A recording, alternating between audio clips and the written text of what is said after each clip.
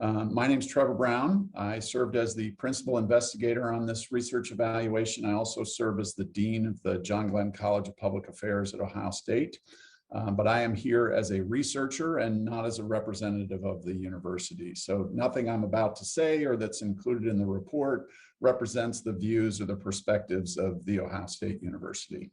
I'm joined by Carter Stewart, who's former U.S. attorney and the lead investigator for the study along with me, and Dr. Frank Straub, who's a former police chief from Spokane, Washington, and currently the director of the Center for Mass Violence Response Studies at the National Police Foundation. And the National Police Foundation served as our principal subcontractor and research partner on this report.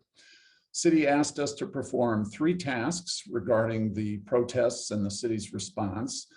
The first was to document as much as possible what occurred during a defined period. That's essentially May 27th, 2020 through July 19th, 2020. The second was to evaluate the nature of those interactions, evaluate how well the city prepared and implemented its response. And the third, related to that evaluation, was to make research-informed recommendations about how the city could do a better job of handling similar kinds of events in the future. This was a research study. It drew on a variety of sources of data, including confidential interviews with participants that included law enforcement officers, protesters, residents of downtown, business owners, elected officials. Also drew upon a variety of administrative data, records, policies, directives, and multimedia, body cam footage, still photos, etc.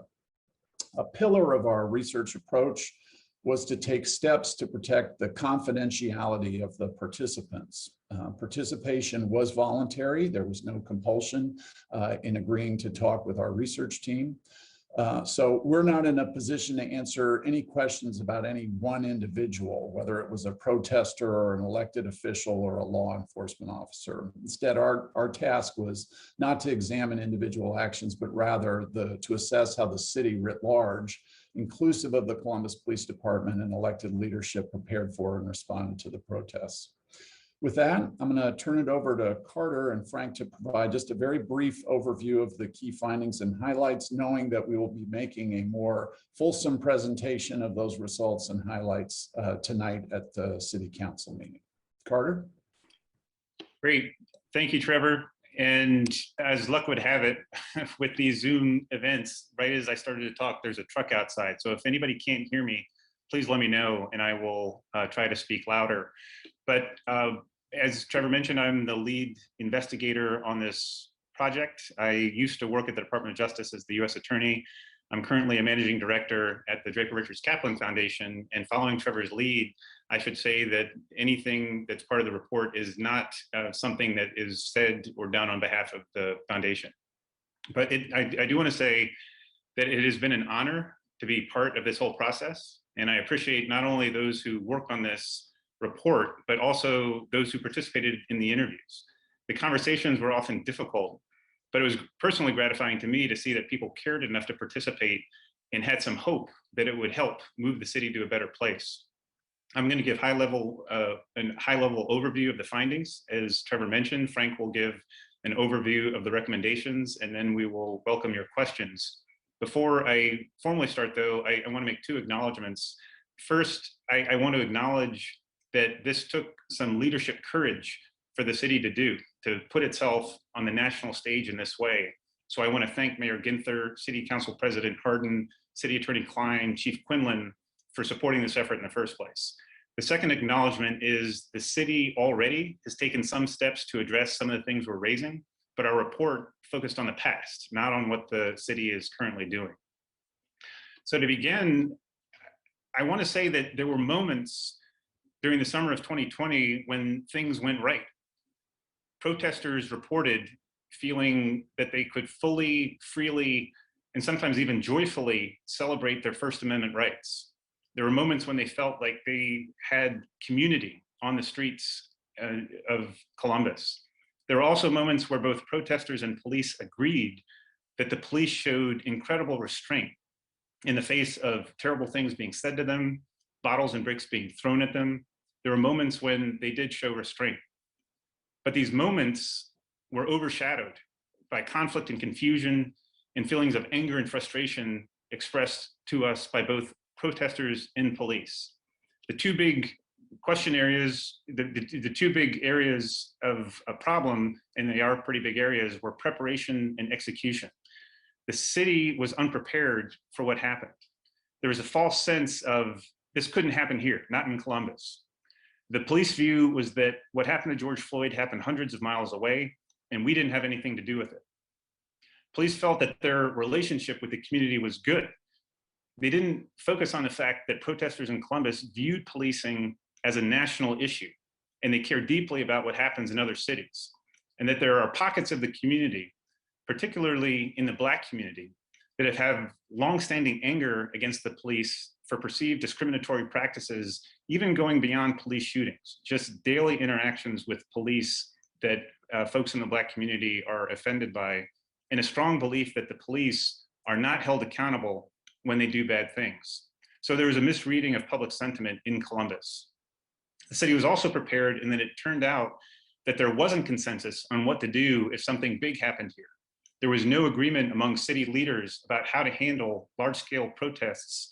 And do you let protesters have streets versus the sidewalks? When is it the right time to use chemical munitions?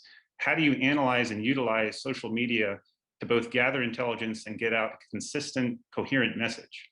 None of that seemed to be worked out in advance, and determinations and decisions in those regards unfolded in real time in the public eye. On top of that, the actual mass protest training for the Columbus Police Department hadn't been done since 2015. So unsurprisingly, the execution of the response was flawed. The first couple nights in particular, there was a sense of paralysis that was felt by police officers. They felt like they were told to go into the street, go to the hotspot areas and get in formation, and then they weren't told what to do next. They stood there for hours. One officer likened it to a football team that lined up at the line of scrimmage and was never given a play to execute. Adding to the confusion was the fact that in the beginning, there were rotating incident commanders. These are commanders who were in charge of the Columbus Police Department's response to the protests. With each rotation of a commander, there were new rules of engagement that were given, new ways of interacting with the community that officers were told. The police commented on this, but so did the public. The public said that sometimes things seemed to be allowed by the police, and then other times they weren't, and it flip-flopped back and forth, which led to mass confusion on what was permissible by the protesters. There were mobile field force units, which were put together to deal with the protests. And these units, including folks who had not been trained for a while, the people who responded in these units hadn't worked together. Some of them were pulled from desk duty and hadn't even put on a uniform in decades. On top of all of that, there was confusion about the rules of engagement. It was clear from both conversations with the police and the public that wearing riot gear antagonized the crowds and increased their vitriol and anger against the police. We found that the Columbus Police Department did not follow the National Incident Management Systems protocols. These are national standards for how to deal with emergency situations. Their Emergency Operations Center was not fully functioning, nor was there a Joint Information Center, meaning that the coordination and communication was disjointed during the summer. And then lastly, there was evident conflict to the public among city leaders. There seemed to be disagreement about how to respond to the protests. And one example of that is the curfew. The mayor and the police chief were in favor of putting a curfew in place, and it was put in place. Soon thereafter, members of the city council criticized the curfew. And then after the curfew was ended, the city attorney declined to prosecute any violations of the curfew. So in full public view, the folks at the top of the city seemed to be in disagreement. In terms of what went well, as I mentioned, there were moments, many moments, when people felt really good about their ability to express their First Amendment rights. They felt a real sense of community protesting on the streets of Columbus. Mutual aid worked very well. When other police departments responded, they seemed to fold well into the system of traffic management. There were good moments of coordination with the Sheriff's Department, with the Ohio State Patrol. So mutual aid was a success. In addition to that, the Columbus Police Department has an officer wellness program that was set up in advance of the summer that was very well utilized after the summer because of the stress that the officers felt. But that was a significant accomplishment. That was one area of preparation that worked in terms of the city's response. So I'll conclude there and then turn it over to Frank to give an overview of the recommendations. Good afternoon, and thank you for the opportunity to share our thoughts with you. I too would like to thank the City of Columbus and the Columbus Police Department for taking, as Carter and Trevor both referred to, the bold step of inviting others in to review the events that occurred in May and June of last year. Many cities don't avail themselves to outside review, and I think it really is a credit to the mayor's leadership and the police department's leadership and the council's leadership that they would invite Ohio State to come in and do this review. And the National Police Foundation feels very appreciative of the fact that we were called in to provide subject matter expertise in a number of these areas. In terms of recommendations, obviously we believe that it is critically important that the City of Columbus and the Columbus Police Department address underlying community distrust. It was community challenges, both in Columbus and across the nation, that got us to the place where we saw protests erupt across the country following the death of Mr. Floyd in Minneapolis.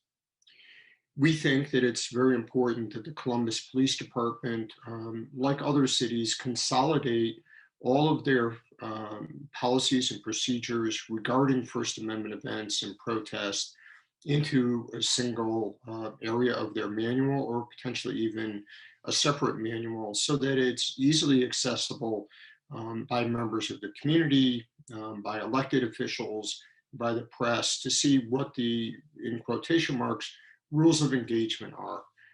What is expected of individuals exercising their First Amendment rights? What will law enforcement officers be doing in response to peaceful protests, as well as if and when First Amendment events start to spin, for lack of a better word, out of control and maybe become violent.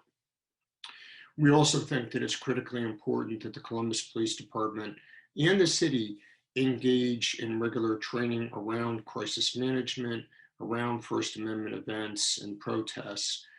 As Carter said, we found that many officers who were assigned to work the protests had gone many, many years without being involved in mobile field force operations, and that the city overall lacked familiarity with the National Incident Management System and Unified Incident Command.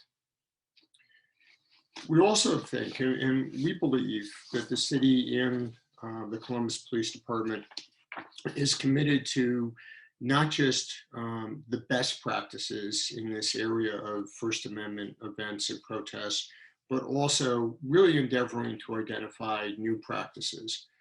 Columbus has a rich tradition of accreditation by CALEA and other organizations that govern standards and operating procedures. In fact, it is one of the most well-recognized police departments in the country. And we heard often from officers that they relied on their practices and procedures, that police departments from all over the country, and in some cases from other countries, came to Columbus to see how they developed and implemented their policies and procedures around bike units, around mobile field forces. And so they believed, as things started to emerge, that they in fact were responding with the best practices. What we're saying is that best practices may not be good enough anymore. We can't rest on those practices. We have to continue to endeavor to develop and implement new practices that are consistent with the realities of First Amendment protests and peaceful events as we move forward. We also believe that Columbus should investigate and, if possible, implement some type of community dialogue or community engagement unit. Charlotte, North Carolina, for example, has officers who dress in their duty uniforms, who are out in front, whose job it is to engage community members and protesters right from the beginning of these events, and to continue to endeavor to engage these individuals. The idea being to prevent violence, to create opportunities for the safe expression of First Amendment constitutional rights. The department has already taken steps to improve their mobile field force training, as well as the creation of their PERT unit, which is a specialized mobile field force team of highly trained officers. As Carter said, the police department did a very good job in terms of mutual aid. We think they should continue to develop those relationships, and they should engage in joint training between themselves, the Ohio State Police, the Sheriff's Department, and other agencies from jurisdictions who may come to Columbus in the future. Interestingly, Columbus often saw themselves as the provider of mutual aid, and it was only in this case, which was somewhat rare, that smaller departments sent officers to help the city of Columbus. And we think that those relationships need to continue to build, and training needs to continue around joint exercises. We also think that it is incredibly important that the city and the Columbus Police Department fully engage the community from this moment forward.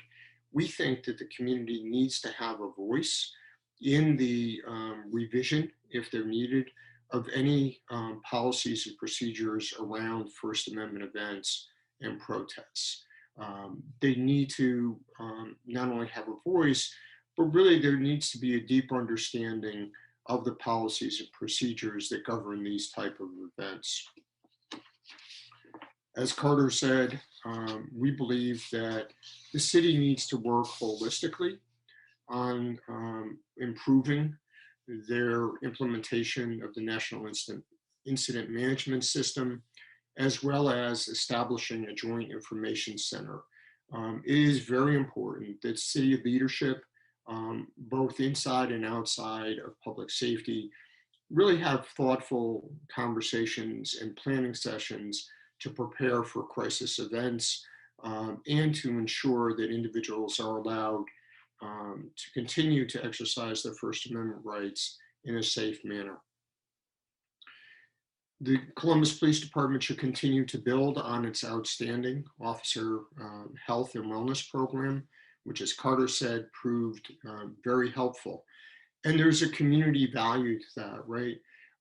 Officers who are well rested, who are well trained, who are well nourished, respond better in high stress environments and in crisis events. And so having officers who have that opportunity to be as refreshed as possible, to get sleep, to avail themselves to counseling is critically important in terms of how they're going to react to the community in stressful times.